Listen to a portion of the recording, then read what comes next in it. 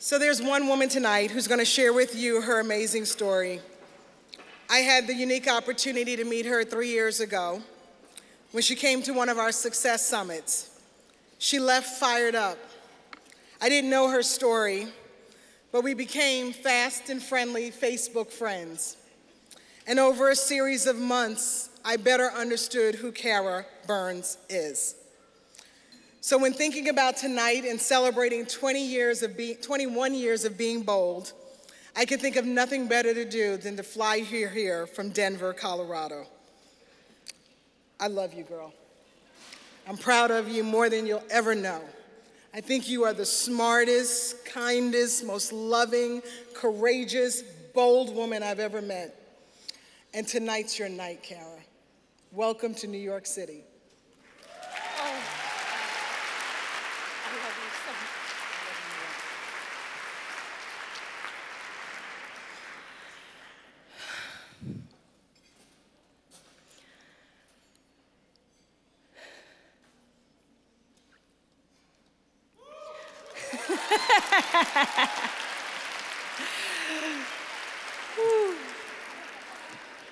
I need some water.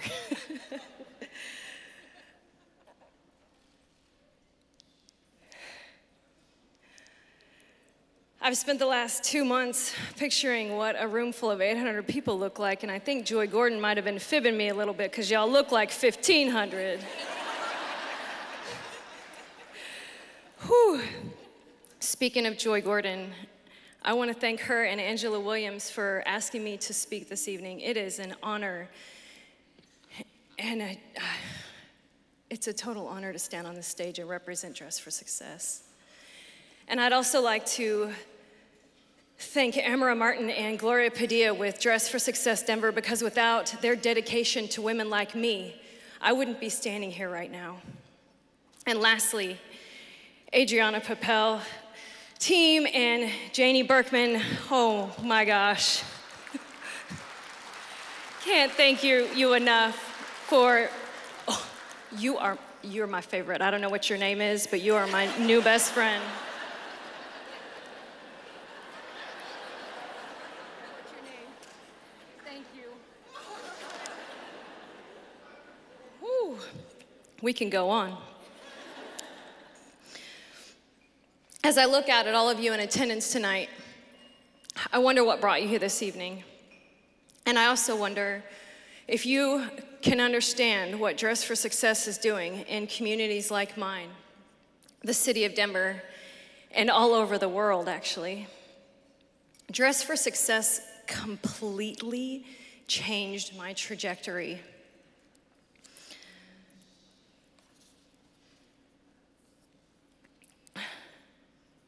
Statistics say that over 50% of those that walk out of prison re-enter lockup within the very first year. And 4.5 years ago, I walked out of federal prison and I had $100 to my name. Not only was I battling a criminal statistic, I was battling an addiction statistic. 88% of meth addicts relapse within the first 3 years after receiving treatment. My odds of making it weren't very good. They actually never have been. I wish I had some, fancy story of how my life got off track that included poverty and abuse, but I don't. My childhood was actually fairly normal. My parents were divorced, which is somewhat normal these days, but I had a very, very average childhood. I did start drinking at about age 15, and it was clear to me from the beginning that I liked drinking much more than what my friends did. I hid bottles of alcohol in my closet, and I realized that pain pills, if taken to excess, would get me high. Everyone has moments in their life where their life started to get really on track or off track. For me, that was age 16. My mom sent me to go live with my dad because I was completely out of control. And my dad sent me back to live with my mom about 9 months later because I ran away twice. And my 16-year-old brain processed that as I wasn't lovable enough and I wasn't good enough. And I went back and I fulfilled that belief in myself at my mom's. I stayed out all hours of the night and I ran with people twice my age. And I woke up more than once and I didn't know who I was with or where I was. Out of control barely covers what I was doing to my life at that point.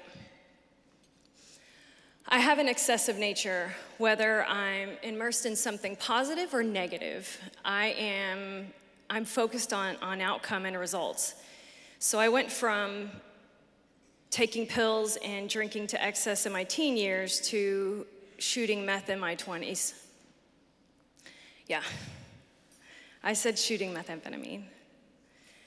My teeth were rotting. I was homeless several times. I spent many countless nights in county jail in various cities around Denver. I was driven all right. I was driving myself right into the ground.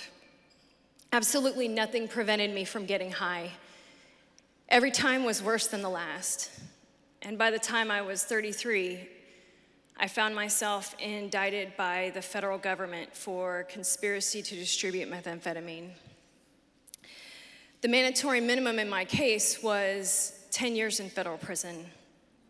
Fortunately, I did 2.5 years due to a sentence variance and a drug rehab program that I completed while I was locked up. That drug rehab program was the springboard for a new life for me. It taught me yeah, please clap. It taught me the skills I needed to live a life free from drugs and alcohol. And I had never, I didn't know how to do that. You would think,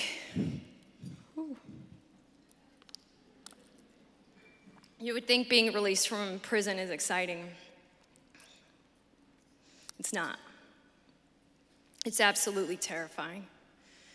I had no money. I had very little support. I definitely didn't have any friends. And worst of all, I was scared to death of somehow slipping into the old lifestyle that I had worked so hard to get out of.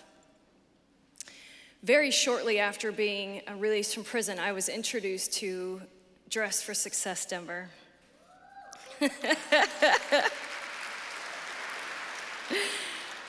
Ooh, it was the first time since my release that I felt like I wasn't being judged for having a criminal history or judged for having a halfway house as my home address. I will never forget my visit to the boutique. One of the volunteers helped me pick out an interview outfit in my size, and it was a black jacket with white stitching and herringbone pants and beautiful wine heels. Ladies in the room, I know you can relate to this. Imagine 2.5 years of wearing the same outfit over and over and over, grimy prison greens. It's 2018, I'm not gonna assume that you guys haven't been to prison, but if you have not, it would be the equivalent to your at-home clothes, okay? 2.5 years of wearing your those ratty, sweatpants that you don't want anybody to know about, 2.5 years. And now I want you to picture getting dressed up for a black tie event just like this one. How did you feel when you slipped on your gown tonight? Beautiful, right? That's how I felt that first visit to the boutique. That day in my herringbone pants, I looked in the mirror and I felt beautiful. I still remember it vividly. I'll carry that with me for the rest of my life. Next, the volunteer showed me into the Career Center. That's when I met Carolyn. Carolyn was and is literally sent from above. She taught me how to speak with confidence about my situation. And we had a very meaningful conversation about what my personal brand was. And I remember sitting across from this woman, and I'm like, lady, I don't have a brand. She's tripping. I just got released from federal prison. My teeth are jacked up. I got a long criminal history, and what is she even talking about? But guess what? She sat across from me, and she treated me like I had a purpose. I will never forget walking out of there and the confidence that I felt because she believed in me first. I left the boutique that day on fire. I left the boutique bold. Still, finding a job was really, really hard. People don't want to hire, they don't want to hire felons, and they really don't want to hire you if you live in a halfway house. But as I mentioned to you before, I'm driven, and I wasn't going to give up, and I fought. And because of the skills that Carolyn, thank you. Because of the skills that Carolyn brought out in me, I was able to finally get a job at a felon-friendly temp service. And after gaining employment, that wasn't a joke. After I gained employment, I got heavily involved with Dress for Success's professional women's group that focuses on employment retention and professional development. And I began attending the meetings and expanding my network because that's something that was really important for somebody like me. I needed new people, right? I needed a new network of people, and I began to create that right after prison. At one of the professional women's group meetings, I was introduced to an organization that helped me discover a transformative passion of mine, which is running. And they teach women with barriers to fitness how to run. And it was perfect timing for me, because running from the old Kara, I found the new Kara. Running from the old Kara, I found my future.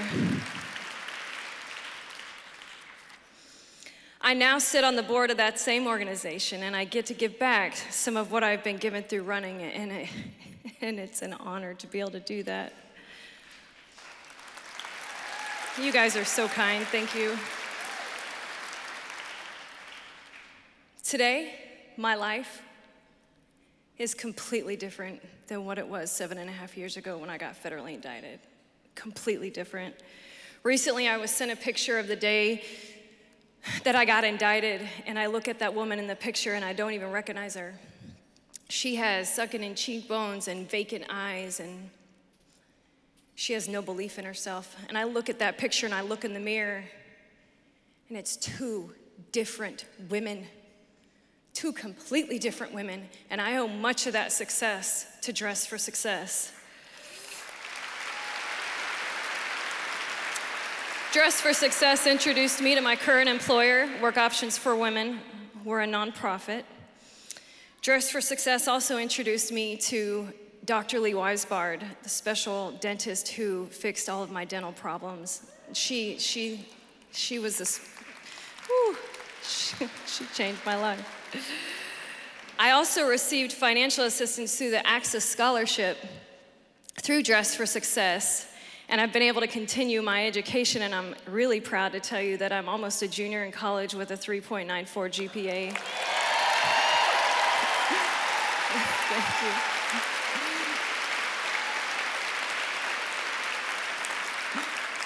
you. It would have been 4.0, but that dang psychology class got me. One of the most exciting things that I've been able to do with Dress for Success's professional women's group is work on a community action project with one of my fellow group members.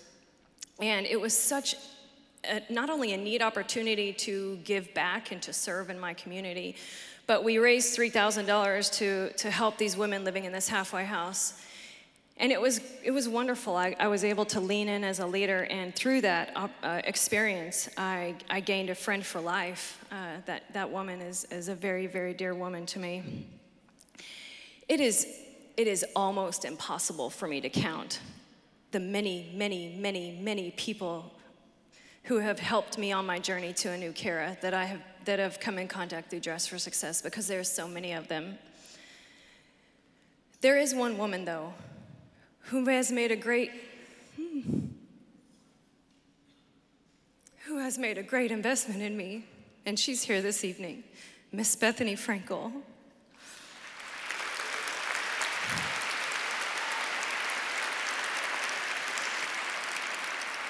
About a year ago, I was struggling and I almost relapsed. And I applied for crisis intervention, and because of Ms. Frankel's generous spirit in creating the Be Strong Crisis Initiative, I was able to receive healing therapeutic support through a therapist, and she helped me reprocess all the trauma from my life. I had some successes up until that point, but I had hit a glass ceiling, and weekly expensive therapy was just not an option. She changed that for me. The Be Strong Crisis Initiative bridged an unattainable gap for me, and the reward is confidence. I can finally stand on this stage and tell you that I believe in myself. I finally believe, thank you, that I deserve this amazing, sober life that God has blessed me with. Here's what I want you to take with you this evening. I want you to know that change is possible. It's possible. And Dress for Success, it's more than an outfit. Because of Dress for Success, I can reach back and help my struggling sisters who need to hear that change is possible. Because of Dress for Success, I am part of that 12% of women, female addicts who make it out and stay clean. I am the proof, yeah. I am the proof that Dress for Success is changing women, and I am the proof that Dress for Success boldly, I'm saying boldly, changes lives. Thank you so much for listening to my story tonight.